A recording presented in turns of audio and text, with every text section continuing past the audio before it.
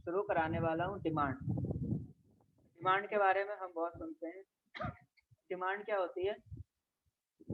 Quantity of commodity that a consumer is able and willing to purchase in a given period and a given price, that is called demand।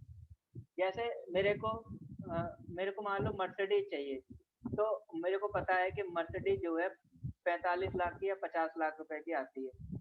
तो मैं जो है उसको want तो करना चाहता हूँ, मैं उसकी मेरी डिजायर है, लेकिन जो मेरी डिजायर है वो वांट में तब तक तब्दील नहीं होगी जब तक कि मेरे पास में 55 लाख या 50 लाख रुपए ना हो, या फिर मैं इंस्टॉलमेंट या ईएमआई पर लेने की हैसियत नहीं रखता हूँ। तो देखो तीन चीजें होती हैं, एक तो होती है डिजायर कि मैं एक आईएएस ऑफिसर बनना चाहता हूँ।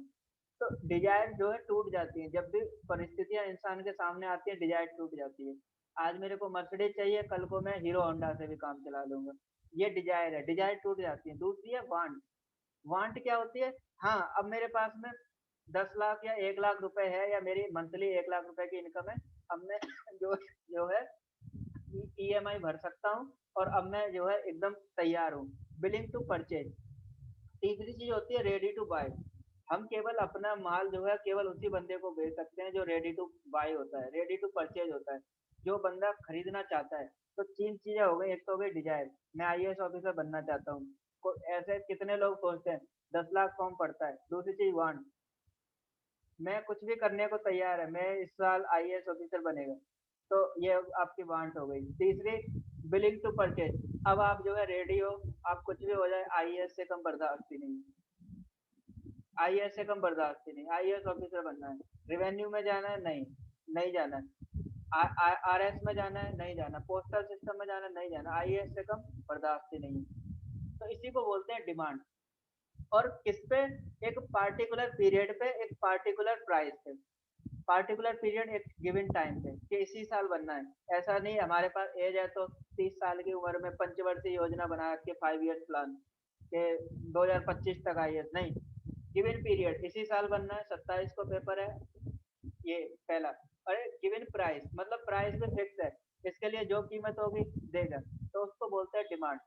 मतलब कोई भी क्वांटिटी के लिए कंज्यूमर अगर एबल हो और बिलिंग टू परचेज हो, करना चाहता हो एक गिवन पीरियड पे, गिवन टाइम पे, दैट इज कॉल्ड डिमांड। तो डिमांड का एक शेड्यूल होता है, और वो शेड्यूल क्या होता है कि अगर सिंगल बंदे के लिए हो, तो अगर जैसे अगर एक एक बंदा कोई प्रोडक्ट खरीदना चाहता है, तो उसमें क्या होगा, जैसे जैसे प्राइस बढ़ेगा तो डिमांड घटेगी, और अगर डिमांड घटेगी तो आप बाई से वर्षा ले सकते हैं। जैसे कि अगर हम मार्केट में सपोज दैट अभी मैंगो लेने जाते हैं, तो मैंगो अभी 50 रुपए किलो है। तो हम क्या करेंगे, मेरे पास 50 रुपए है तो मैं 1 किलो मैंगो खरीदूंगा। लेकिन यही मैंगो अगर आप जून के महीने में खरीदने जाओगे या मई के लास्ट में, तो ये 20 रुपए किलो मिलने लगेगा। तो वही 50 रुपए में मैं क्या करूंगा, 2.5 किलो मैंगो खरीदने लगूंगा। मतलब प्राइस घटेगा तो मेरी डिमांड बढ़ जाएगी, डिमांड बढ़ जाएगी, मैं 2.5 किलो लेने लगूंगा। और अगर अभी प्राइस जो है ज्यादा है तो मेरी डिमांड कम है, तो इसको बोलते हैं हम law of demand. Demand, law of demand पे क्या है, प्राइस वर्क करता है। प्राइस बढ़ेगा तो डिमांड घटेगी, और डिमांड डिमांड और इसको आप जो है बाई से वर्षा भी ले सकते हैं। तो जो इसका डिमांड कर्व होता है, डिमांड कर्व, वो हमेशा निगेटिव होता है। निगेटिव का मतलब आपकी जो हमेशा जो लाइन जाएगी, वो जो है एक इस तरह की तिरछी लाइन जाएगी, जैसे कि इस तरह की, ये आपका इस तरह की लाइन जाएगी, हमेशा निगेटिव स्लोप बनाएगी। ये आपकी डिमांड कर्व की लाइन होगी। तो इसको हम बोलते हैं लॉ ऑफ डिमांड शेड्यूल या लॉ ऑफ डिमांड कर्व। ये हमेशा निगेटिव होता है। तो हमें अब तक समझ लगा कि डिमांड क्या होती है। जब एक गिवन पीरियड ऑफ टाइम पे बंदा ready to willing to purchase हो, दैट इज कॉल्ड डिमांड। और ये जो डिमांड होती है, ये प्राइस पे वर्क करती है। ठीक है। अब जब भी हम इस चैप्टर को पढ़ेंगे तो हम जो है इसमें एक रेशनल कंज्यूमर को लेकर चलेंगे। रेशनल कंज्यूमर का मतलब क्या हो गया, जैसे कि मिडिल क्लास पर्सन। इसमें हम या तो पुअर बंदे को नहीं लेंगे, एक गरीब बंदा है जो स्टेशन पे पटरी पे ही सो जाता है, उसको डिमांड से क्या, उसको किसी चीज के प्राइस बढ़ने का क्या फर्क पड़े। जो मंदिरों के बाहर में बाबा बैठे रहते हैं और भिखारी होते हैं, उनके लिए मैंगो चाहे 50 रुपए किलो हो जाए या उनके लिए पेट्रोल 100 या 150 हो जाए, उन्हें क्या फर्क है, ना उनके पास गाड़ी है ना उन्हें पेट्रोल की जरूरत है। फॉर एग्जाम्पल अडानी अंबानी, इनको ले लो, इनके लिए पेट्रोल के दाम या 100 हो जाए या 150 हो जाए, उन्हें क्या फर्क पड़ रहा है, वो तो बहुत ही ज्यादा रिच है। तो जो लॉ ऑफ डिमांड होता है वो रेशनल कंज्यूमर पर वर्क करता है, मतलब कि मिडिल क्लास पर्सन के लिए। और इसमें जो फैक्टर अफेक्ट करते हैं वो पहला फैक्टर होता है प्राइस, जो अभी हमने देखा मैंगो के केस में। दूसरा होता है income, income of the consumer. जैसे अभी कोरोना के पीरियड में देखो सबकी इनकम का बेड़ा गर्क हो गया, किसी को पैसे नहीं आ रहे, इनकम सबकी खराब हो चुकी है। तो अभी जो है जब इनकम जो है बंदे की कम होती है तो डिमांड कम हो जाती है, जब पैसा ही नहीं है खरीदेगा क्या। जैसा कि हमने डिमोनेटाइजेशन केस में देखा था और लॉकडाउन पीरियड में देखा था। और अगर किसी की इनकम बढ़ जाती है, अभी मान लो 10,000 रुपये कमा रहा है, अचानक से उसकी इनकम 50,000 रुपये हो गई, तो ऑब्वियस सी बात है उसकी डिमांड बढ़ जाएगी। तो इनकम का फर्क पड़ता है। Next price of related goods, इसका भी फर्क पड़ता है लॉ ऑफ डिमांड से।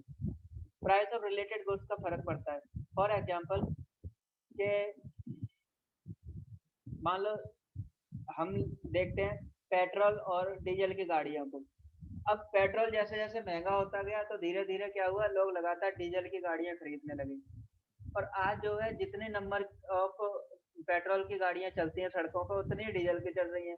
तो आज जो है डीजल भी मतलब वही वही सेम सेम रेट पे मिलता है, 5-10 रुपए का फर्क होता है। जितने रेट का डीजल है उतने की पेट्रोल मिल रही है।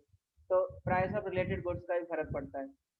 टेस्ट का फर्क पड़ता है, जैसे कि कोई बंदा कॉफी पीता है तो चाय नहीं पिएगा। इंडिया में सबसे ज्यादा चाय बिकती है, क्यों, यहाँ पे लोग चाय पीते हैं।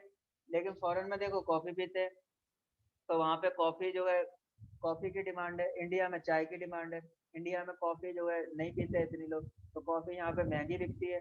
और जब महंगी कोई चीज बिकेगी तो लोग नहीं खरीदेंगे। चाय की पत्ती का पैकेट 5 रुपए का आ जाता है, लोग आराम से चाय पी रहे हैं, और 5 रुपए में कॉफी में एक कप नहीं बनती है, तो वो बंदा क्यों पिएगा। प्राइस जो है टेस्ट का फर्क पड़ता है और प्राइस का भी फर्क पड़ता है। Expectation of future price change, जैसे आईफोन आता है शुरू शुरू में 1 लाख रुपए का, और धीरे धीरे देखो तो उसका प्राइस जो है 30,000 20,000, और बाद में आते आते बहुत गिर जाता है।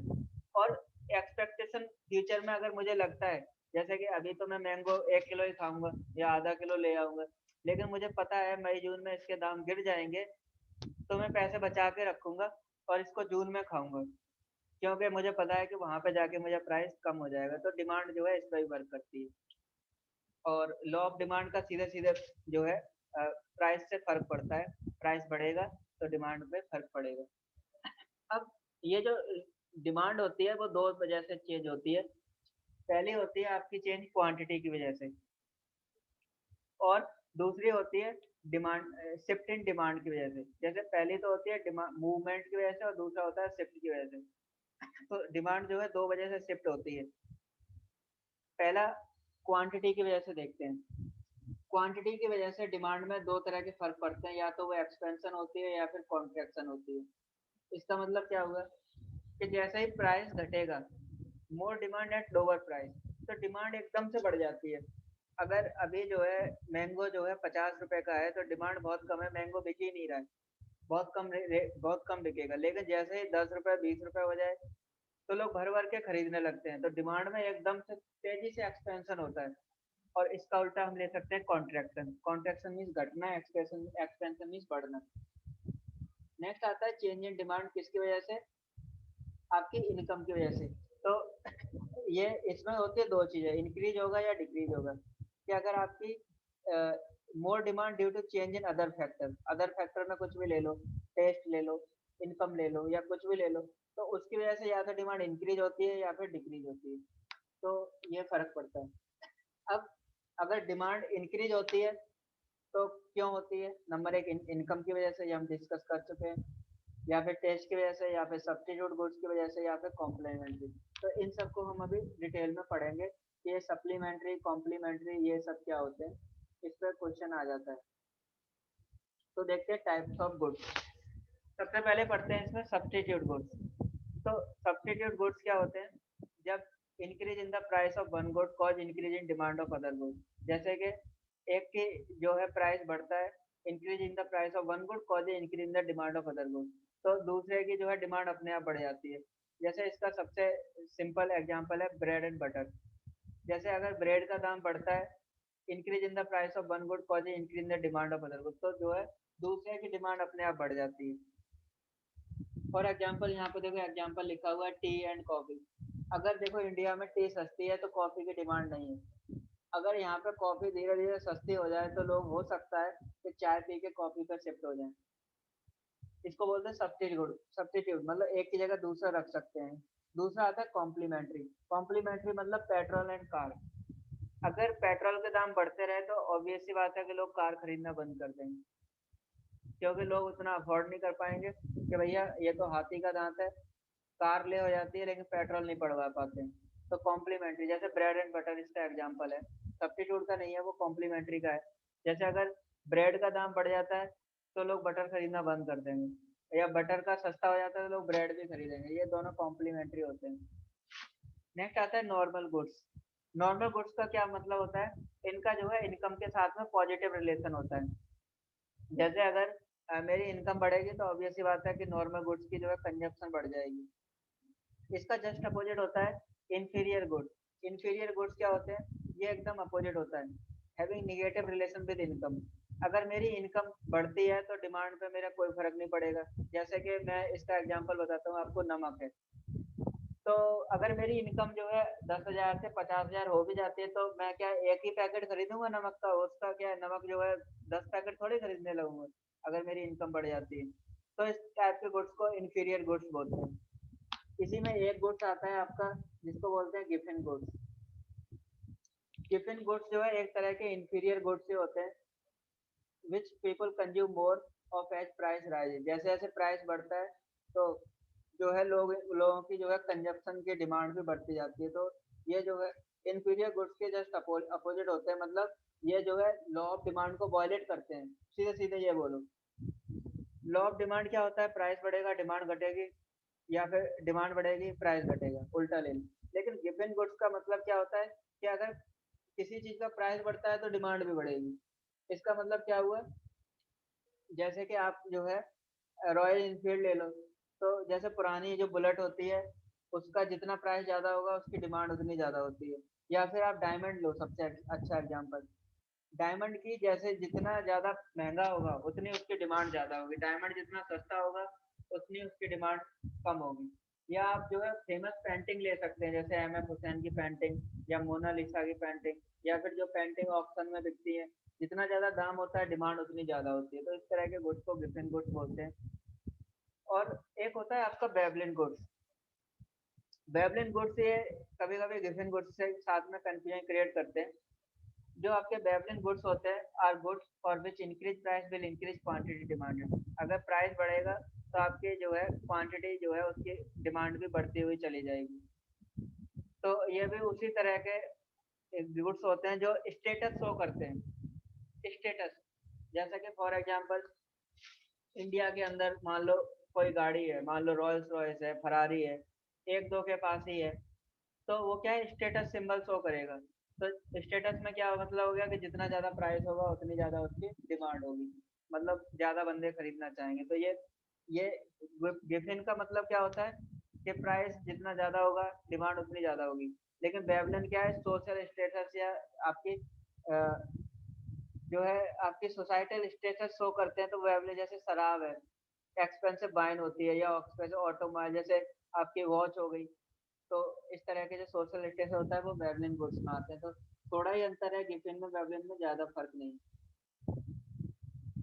अब देखो इसी में जब डिमांड की बात होती है तो मार्केट की बात होती है, क्योंकि डिमांड मार्केट के अंदर ही क्रिएट होती है।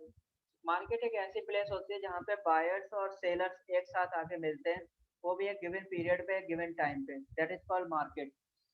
अगर मैं इंडिया की मार्केट देखूं तो मैं आपको यहाँ पे चार तरह की मार्केट के बारे में बताऊंगा। सबसे पहली मार्केट परफेक्ट कंपटीशन, दूसरी मोनोपोली, तीसरी मोनोपोलिस्टिक और चौथी ओलिगोपोली। हम इनके बारे में डिटेल में समझते हैं कि इनके जो है फीचर क्या होते हैं। जब हम इनके फीचर की बात करेंगे तो आपको इनके बारे में डिटेल में थोड़ा समझ में आएगा। सबसे पहले मैं बात करता हूँ परफेक्ट कंपटीशन की। इनके फीचर जो है आपको ऑप्शन में आ सकते हैं। तो एक बार मैं आपको दोबारा से लिंक भेजता हूँ क्योंकि टॉपिक पे कवर नहीं होगा, तो आप दोबारा से इसको ज्वाइन कर लो।